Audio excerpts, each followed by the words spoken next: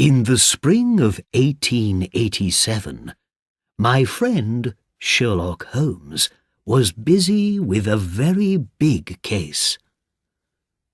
It was important not just in London, but all across Europe. He and I lived together in a house in Baker Street at that time. But he was away from home a lot while he was working on this case. He was often out of the country, too. Holmes did not eat or sleep very much when he was investigating a crime, and I knew that he was working day and night on this one. So I was not surprised when he fell ill soon after the case ended. On April the 14th, I got a telegram from the south of France. It said that Holmes was lying ill in bed in a hotel there. I left for France at once, and in 24 hours I was sitting by his bedside. "My dear Holmes," I said, "you look terrible." "Watson, you came. Thank you," replied Holmes weakly. "I'm not well, it's true. It has been a busy time. For the last 2 months, I've worked more than 15 hours a day, sometimes with no sleep." "Holmes, that's bad for anybody. You know that very well," I told him crossly. "I could not rest while I was investigating this case," he replied, shaking his head. I looked at the many telegrams that lay open on the table. They all thanked him for his work. "You caught one of the cleverest criminals in Europe, Holmes," I said. "He escaped from the police in 3 different countries, but not from you." "Yes, but I'm tired, Watson. I'm very tired." Holmes lay back in bed and closed his eyes. His face was grey. "Well, you must think of yourself now, Holmes," I said. "You need a good rest. I'm taking you home to Baker Street with me." Soon we were back in London. But Holmes was not getting better. He needed a holiday somewhere quiet, I decided.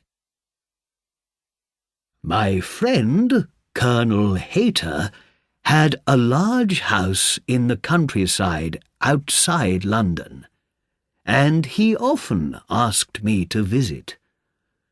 I knew that he wanted to meet Holmes, too. Sometime in the countryside would be good for both of us, I thought. So I wrote to the Colonel, and he kindly said that we could stay with him for a few days. We arrived at the Colonel's house a week later, and I soon felt pleased with my idea. The Colonel was an interesting old soldier who knew many different places in the world, and he and Holmes enjoyed talking together. The Colonel had a large number of interesting guns, and after dinner on our first night, he took Holmes and me into his gun room to show them to us. Just before we went upstairs to bed, the Colonel said suddenly, "I'll take one of these guns up to my bedroom, I think." "Oh, why?" I asked in surprise. "Well, there was a burglary at a house near here, Mr. Acton's, last Monday," said the Colonel, "and the burglar escaped." Holmes looked up. "Were there any clues?" he asked. "None. But, Mr. Holmes, this little country crime won't be interesting for you after your great European case." Holmes smiled quickly. "Tell me," he went on, "what happened at Mr. Acton's?" "The burglar emptied lots of desks and cupboards and left things everywhere," said the Colonel. "But he only took 2 silver plates, an old book, and a small clock." "How strange," I said. "Well," said Holmes, and he began to walk up and down, "we can see at once—" I held up my hand. "You're here for arrest, Holmes. Don't start on a new case while you're still unwell." Holmes looked at me and stopped walking. I was pleased when we began to talk of other things. But the next morning, the Colonel's servant hurried into the breakfast room while we were eating. "Have you heard the news from the Cunningham's house, sir?" he cried. "What? Another burglary?" asked the Colonel. "Murder, sir," answered his servant. The Colonel's mouth fell open in surprise, and he put down his coffee cup. "No. Who's died? Old Mr. Cunningham? Or his son, Alec?" "Neither, sir," said the servant. "It was William Kerwin, the coachman. Someone shot him. Just once, sir, and he never moved again." "Who shot him?" asked the Colonel. "It was a burglar, sir. It happened last night, just before midnight. The Cunninghams think that this man was trying to break in, and William found him. The man shot William and escaped, sir." The servant left the room, and the Colonel turned to Holmes and me. "This is bad news," he said. "This will hit old Mr. Cunningham badly. William has been his coachman for years. The murderer was the man who broke into Mr. Acton's house last Monday. Don't you think, Holmes?" "The plate, book, and clock thief," said Holmes slowly. "Perhaps, but it's a little strange. Burglars don't usually steal from 2 houses in the same village in the same month." "It's a man from the village, I'm sure," said the Colonel. "Everyone knows that Mr. Acton and Mr. Cunningham have the largest houses here." "And are they also the richest men in the village?" asked Holmes. "Well, they were at one time, but there's a lawsuit between them. Mr. Acton says that half of Mr. Cunningham's land really belongs to him. So both of them have spent a lot of money on that in the last few years."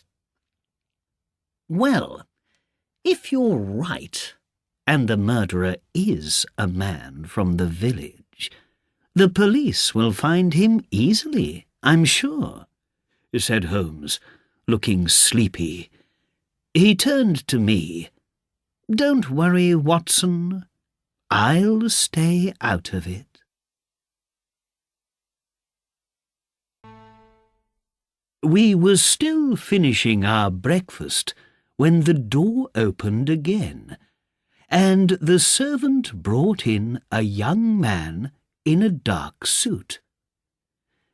"This is Inspector Forrester, sir," said the servant. "Good morning, Colonel," said the inspector brightly. "I'm sorry to come at breakfast time, but I heard that Mr. Holmes of Baker Street is here." "He is here, Inspector," replied the Colonel, and he looked at Holmes, who stood up and gave the inspector his hand. "Mr. Holmes, I'm pleased to meet you," said the inspector. "Could we perhaps ask you to come to the Cunningham's house and have a look at this case, sir?" Holmes turned to me. "Sorry, Watson," he said, with a little smile. "This is not what you wanted." He turned back to the inspector. "Perhaps you could tell us what happened at the Cunninghams, Inspector." Holmes sat back in his chair to listen, the way he always sat when he was interested in something. I knew that I could do nothing now to stop him working on this case. "Well, we had no clue in the Acton burglary," said Inspector Forrester. "But this time, both old Mr. Cunningham and his son, Mr. Alec, saw the man." "Ah," said Holmes. "It was 11:45 when they heard a noise outside. Old Mr. Cunningham was in his bedroom in bed, and Mr. Alec was in his bedroom reading a book. They both heard William Kerwin, the coachman, outside, and he was calling for help. So Mr. Alec ran downstairs in his dressing gown. The back door was open, and he could see William outside with another man. They were fighting, and the other man had a gun. There was a shot. William dropped to the ground, and the man ran across the garden and jumped over the hedge. Mr. Alec stopped to try to help William, and so the murderer escaped. Old Mr. Cunningham, who was looking out of his bedroom window, saw the man on the other side of the hedge running down the road. But my men are looking, and they'll soon find him." "Why was William at the Cunningham's house?" asked Holmes. "Did he live there?" "No, he lived with his mother in a small house on the Cunningham's land. He's always been a good servant, so the Cunninghams think that Perhaps he went to the big house because he wanted to know that everything was all right. People around here are afraid, you see, since the Acton burglary. The Cunninghams think that the man who murdered William was trying to break in through the back door when William found him. "Did William say anything before he died?" asked Holmes. "Not a word." "Did he speak to his mother before he left their house?"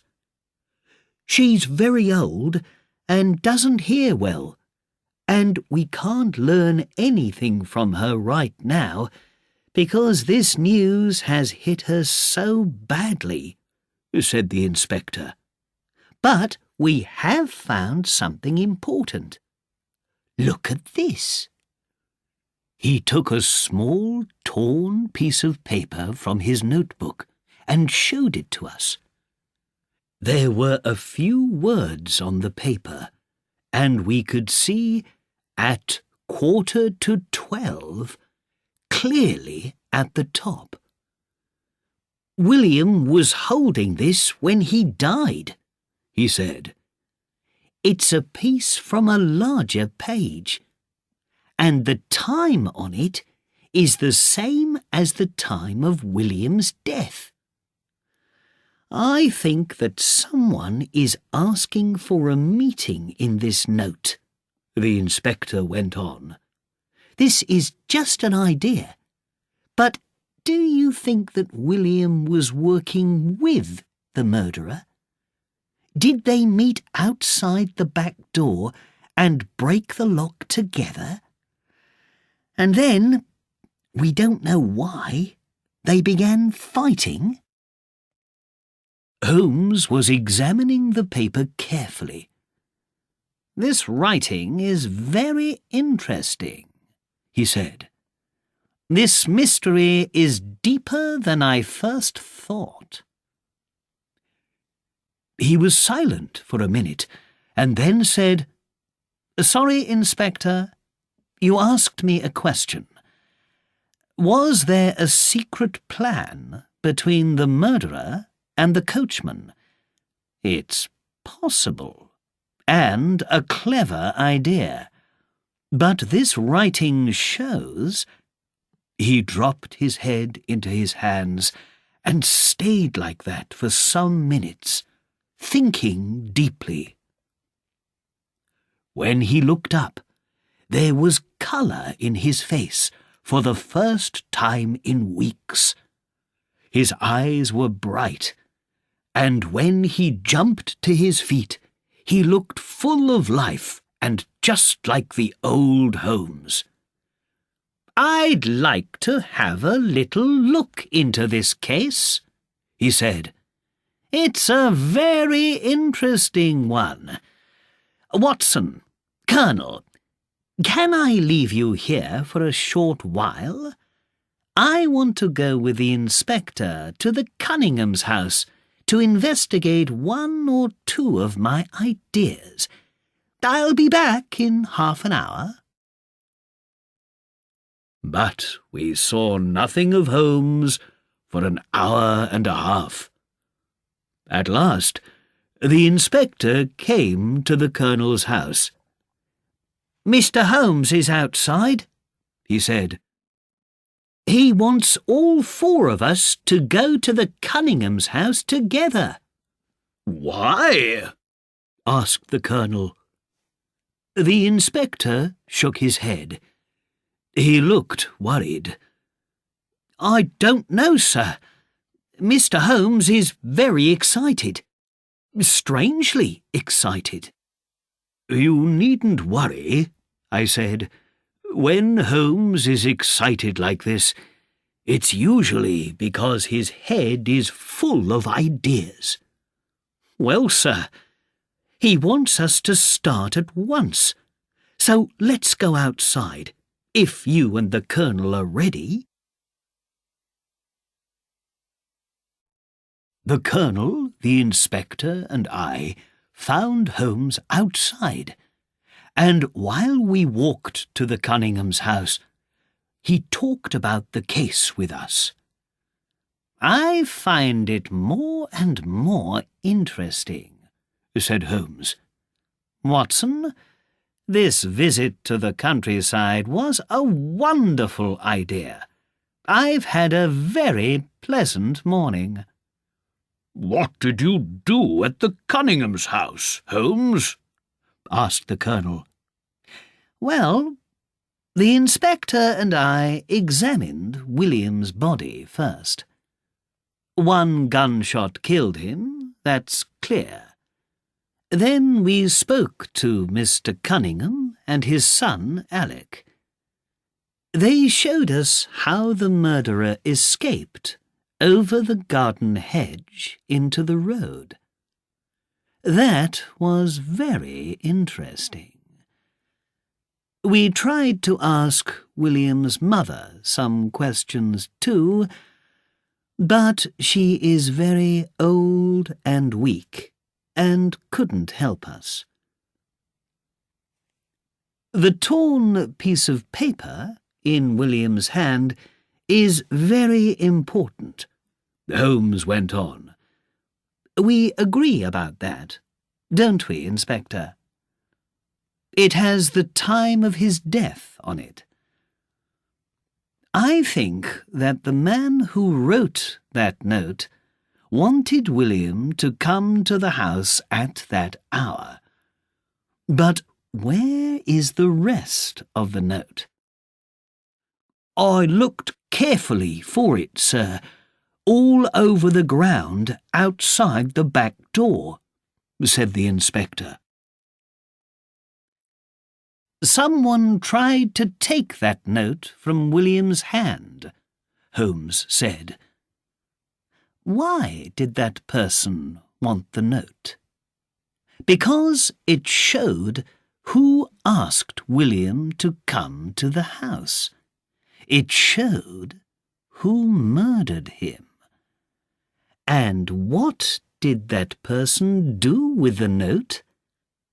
He put it quickly in his pocket. Perhaps he didn't know that a small piece of the note was still in William's hand. If we can find the rest of the note, I think that we will solve this mystery."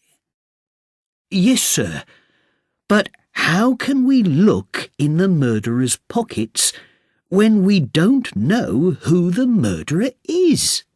said Inspector Forrester. "Well, well, we'll see," said Holmes. "Now here's another question. How did William get the note? Did someone take it to him?" "I've asked at the post office," replied the inspector. "William got a letter in the afternoon post yesterday." "Well done, Inspector," said Holmes, looking pleased.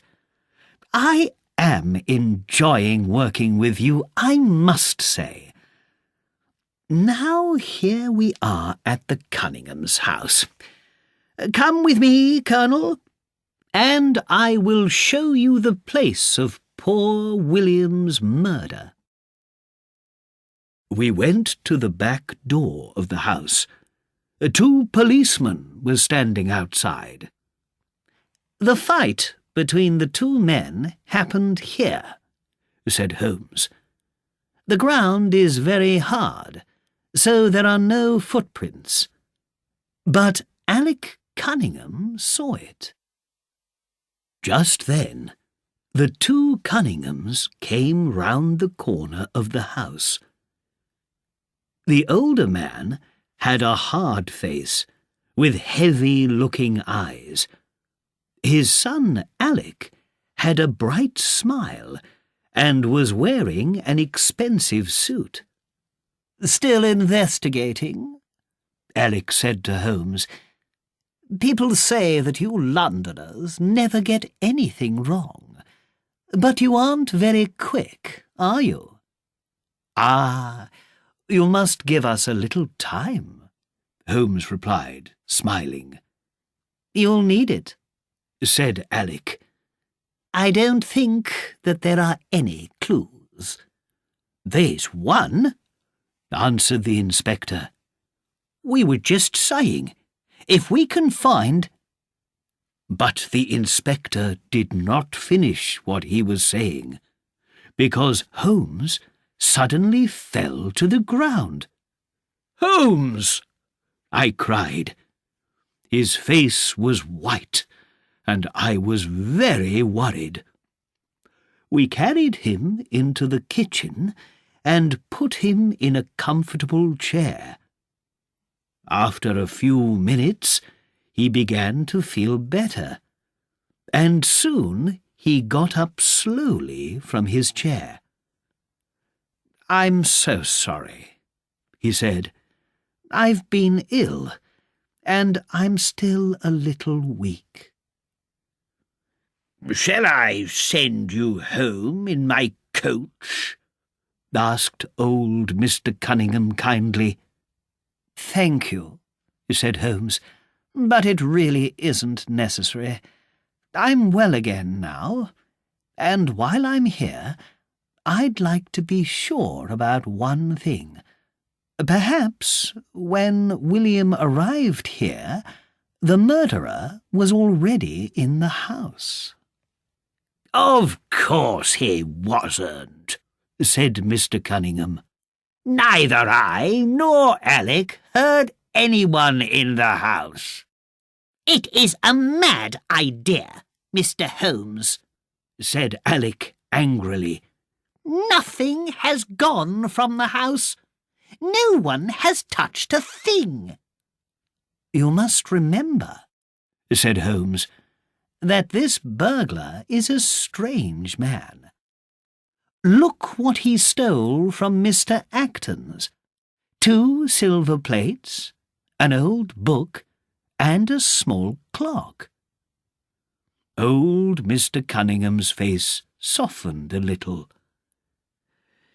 "Well, we want to help you as much as possible, Mr. Holmes," he said. "Just tell us what to do."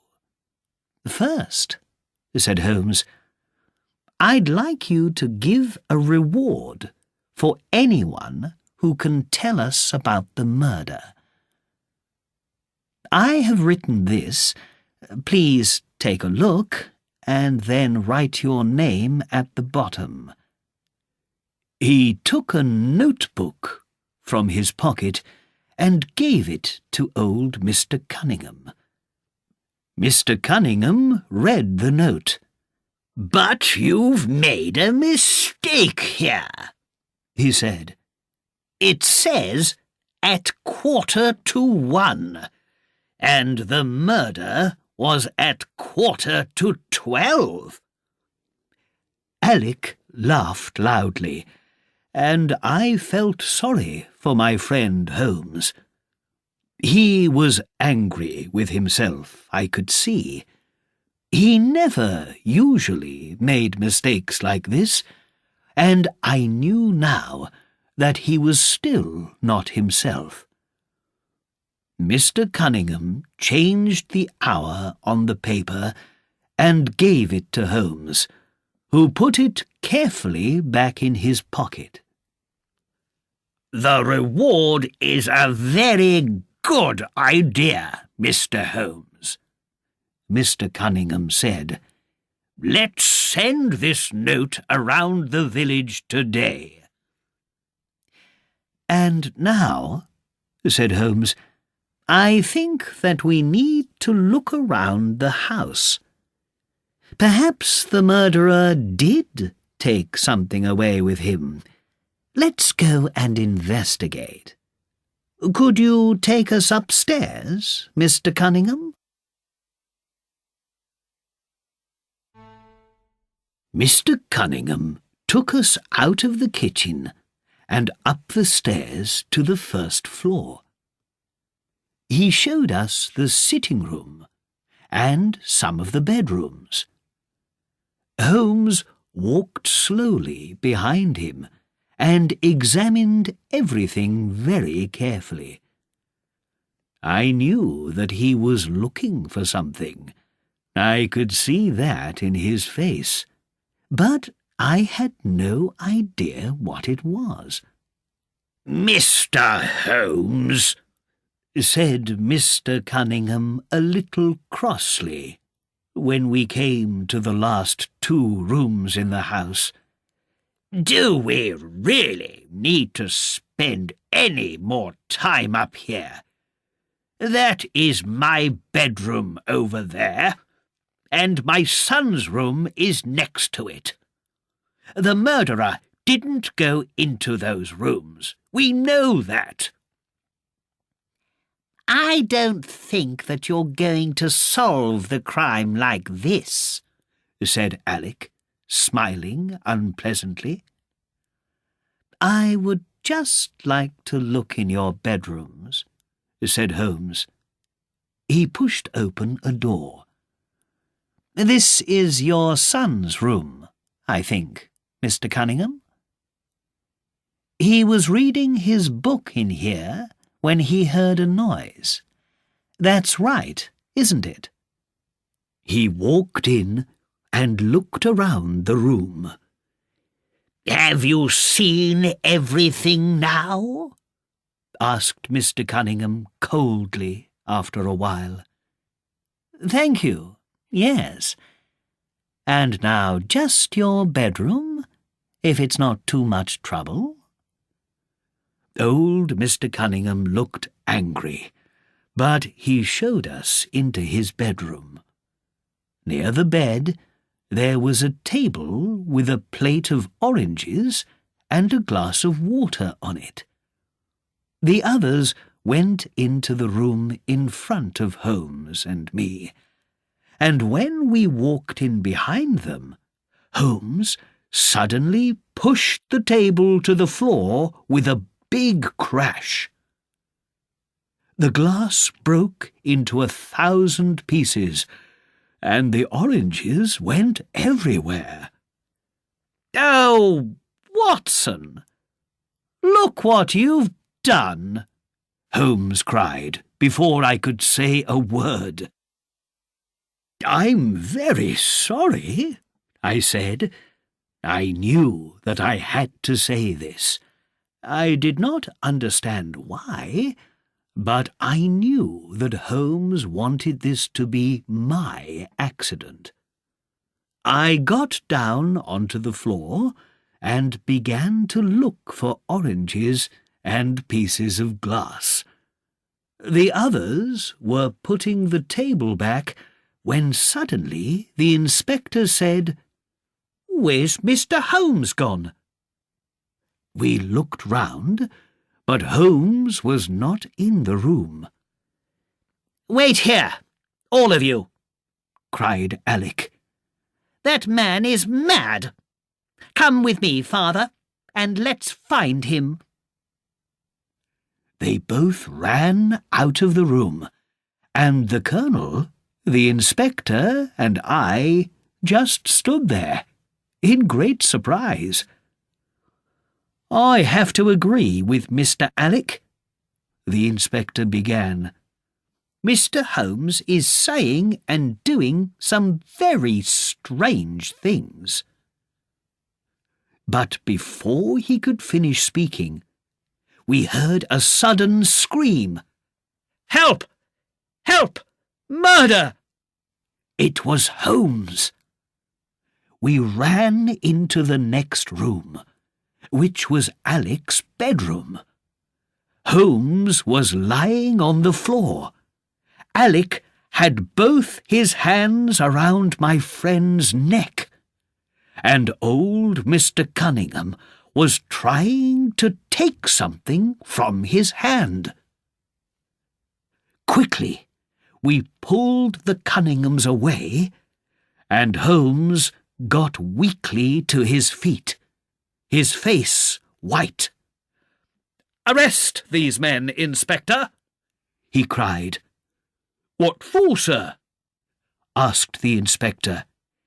"They murdered their coachman, William Kirwan." The inspector looked at us all in surprise. "But, Mr. Holmes," he said, "you don't mean that, do you?" "Look at their faces, man!" cried Holmes. We all looked at the Cunninghams. The older man kept his head down, but his son looked angrily at us, and his dark eyes were like those of a wild animal. The inspector went to the window and called down to his men. Then he turned to old Mr. Cunningham. "I'm sorry, sir, but I must arrest you," he said. At that second, Alec moved his arm up, and we saw a gun in his hand. But the inspector saw it first. "Drop it!" he cried. He hit Alec's arm, and the gun dropped to the floor. Holmes put his foot quietly on the gun. "Keep that," he said to the inspector. "They used it to kill William, I'm sure. But this is what we really wanted." He held up a piece of paper. "The rest of the note!" cried the inspector. "Yes," said Holmes. "And where was it?" the inspector asked. "I'll explain everything to you very soon," said Holmes. "Colonel, why don't you and Watson go back to your house now? The inspector and I must speak with Mr. Cunningham and his son, but I'll be with you by lunchtime." It was about 1 o'clock when Holmes arrived at the Colonel's house. He came into the sitting-room with a small, grey-haired man. "Watson, this is Mr. Acton," Holmes said, and I shook the man's hand. "The first burglary was at Mr. Acton's house, you remember? I asked him to be here while I explain this little case, because it will be interesting to him too, I think." "Do take a seat, Mr. Acton," said the Colonel. "But, Holmes, are you feeling better now? The Cunninghams nearly killed you, and before that, your fall. We were worried about you." Holmes laughed. "I'll explain about that in a minute," he said. "But first, I'll tell you why that piece of paper in William's hand was so important in this crime. From the beginning, I knew that it was the key to the mystery. I wanted to know who tried to take it from poor William. Alec said that the murderer shot William and then ran away at once. So, if that was true, the murderer did not take the paper from William's hand. I knew that when old Mr. Cunningham came downstairs, some of his servants were there already. So he didn't take it. Alec took it, I thought to myself. "Ah!" said the Colonel. And then I examined the torn piece of paper. I knew at once that 2 people wrote this note together. Holmes put the first torn piece of the note on the table, and we all looked at it carefully while he went on. One person's handwriting is stronger. You can see his strong T in at and to. I think that learn and perhaps are in his handwriting too. He wrote his words first, but he didn't leave much room for the person with the weaker handwriting. That person then wrote in his words. Quarter, 12, and what? "It's as clear as day," cried the Colonel. "But why did two men write the note in this way?" They were planning a crime, and one of them, the one with the stronger handwriting, I think, had the idea. If anything went wrong, he did not want people to think that he was working alone. "Very good," cried Mr. Acton. Now this is even more interesting, Holmes went on. The one handwriting is very like the other in many ways.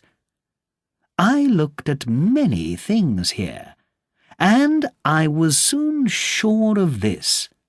These two writers come from the same family. Young men usually have strong handwriting, and older men have weaker writing. The Cunninghams, father and son, wrote this note. "Very good," cried Mr. Acton again. Next, I needed to examine the murder carefully, said Holmes. First, I looked at William's body. The shot that killed him came from about 4 yards away. But do you remember Alec's story? The two men were fighting when the murderer shot William, he told the inspector. So that was clearly a lie. Then I looked at the hedge next to the road. The Cunninghams said that the murderer escaped over that hedge. But when I examined the ground below it, which was wet, there were no footprints. So that was another lie. No murderer came to the Cunninghams' house that night. I was sure of it. So what was this crime for? I asked myself. First, I tried to solve the mystery of the burglary at Mr. Acton's. I knew about the lawsuit between you and the Cunninghams, Mr. Acton. So I thought to myself, perhaps the Cunninghams broke into your house to look for papers. Perhaps there is a paper that is very important in this lawsuit. "You're right, Mr. Holmes," replied Mr. Acton. "There's one single paper which will win the lawsuit for me. Luckily, it's not in my house, but at my bank." "Ah," said Holmes, smiling. "And of course, when the Cunninghams couldn't find the paper in your house, they took a few things because they wanted their break-in to look like a burglary.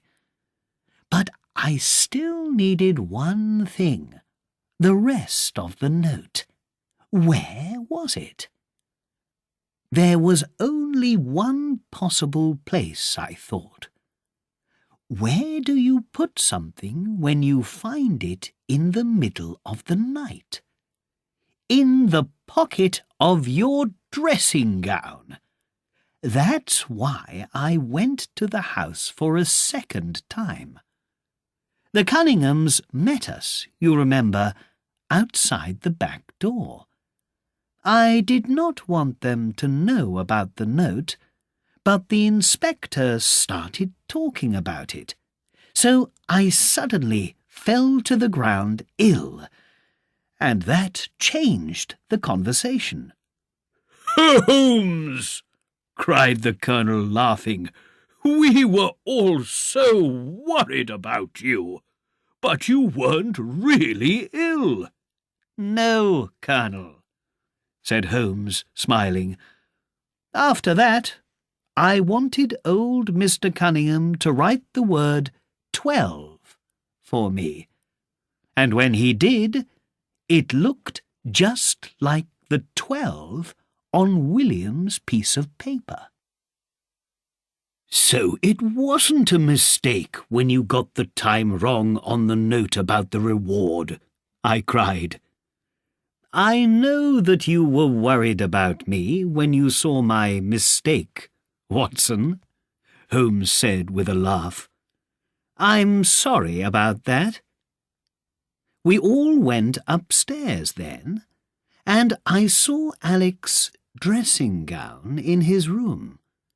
So when we went into his father's room, I pushed a table to the floor, and while everyone was busy with that, I hurried into Alec's bedroom.